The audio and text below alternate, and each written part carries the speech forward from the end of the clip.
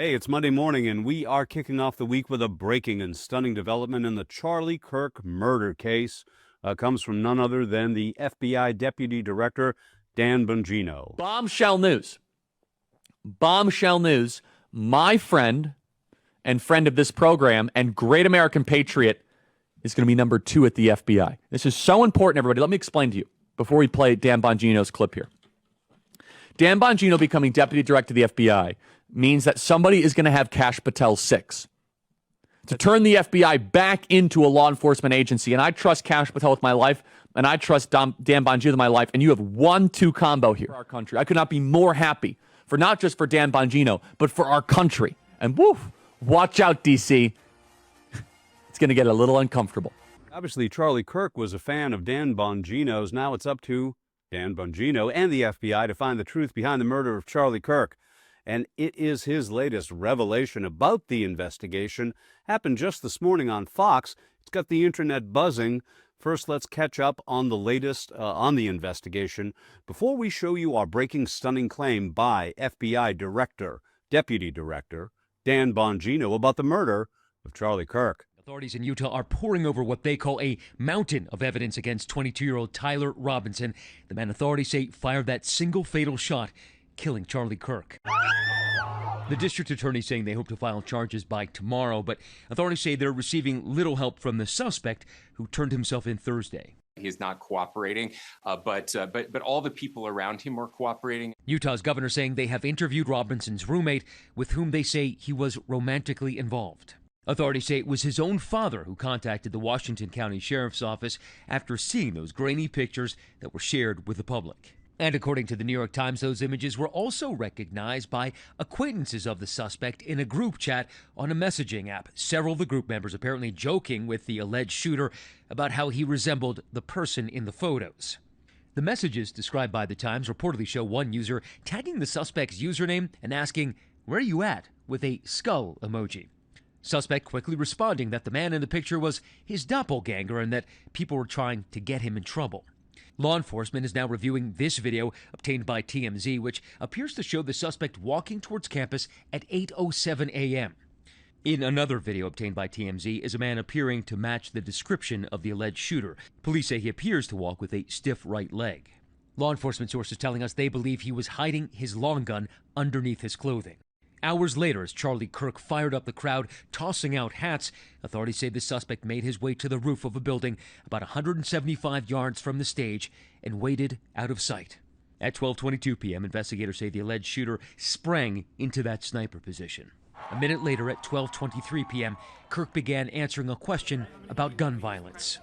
Do you know how many mass shooters there have been in America over the last 10 years? Counting or not counting gang violence? Great. The suspect taking that single shot and then dropping off the roof. And this morning, tributes are pouring in for Kirk, who turned out millions of young voters for President Trump's re-election campaign and whose ultra-conservative views earned him a massive online following, as well as many detractors. Overnight, lawmakers honoring Kirk at the Kennedy Center in Washington. Charlie Kirk's widow speaking out for the first time over the weekend, holding back tears for the 31-year-old husband and the father of her children. I will never, ever have the words to describe the loss that I feel in my heart. And the funeral and memorial for Charlie Kirk is now set for this coming Sunday at State Farm Stadium just outside Phoenix. That's where the Arizona Cardinals play. It's got a capacity of 70,000 people.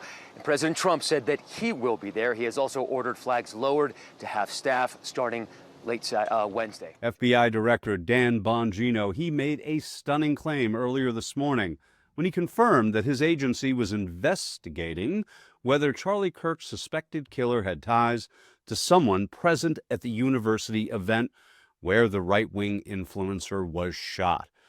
This regards the connection between the person who is asking the question about mass shooters and trans killers. Well, here is how that went down in our breaking story just today. Okay, I heard Kash Patel 90 minutes ago in our program. I want to get to a couple of things that he made news on, but first I want to drill in on this. Is there any connection at all between the person who was asking the question about mass shooters and trans killers, or was that just a stunning coincidence when that single shot was fired? Well, we're investigating that. I don't want to say conclusively right now if there was a connection or not. Sometimes Charlie was known to speak out about these issues. He was a powerful voice. It's not terribly uncommon for him to get questions like that. However, we are looking into that.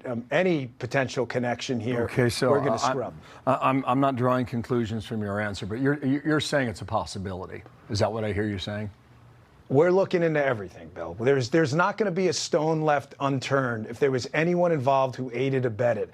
I can't say that in strong enough terms. Every single FBI asset on this team is being applied and used in this investigation. Okay, so this is definitely not some kind of distraction, right? I mean, the guy who asked the question is now potentially part of an FBI investigation? This guy? This badass troublemaker? Well, let's give him the last word and leave it at that.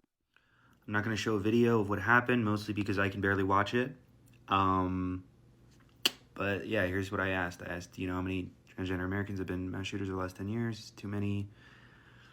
I said the number's 5, counting or non-counting gang violence. Pop is heard.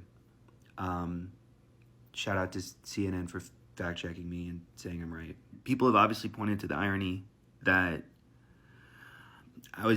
the point that I was trying to make is how peaceful the left was right before he got shot. And that only makes sense if we stay peaceful.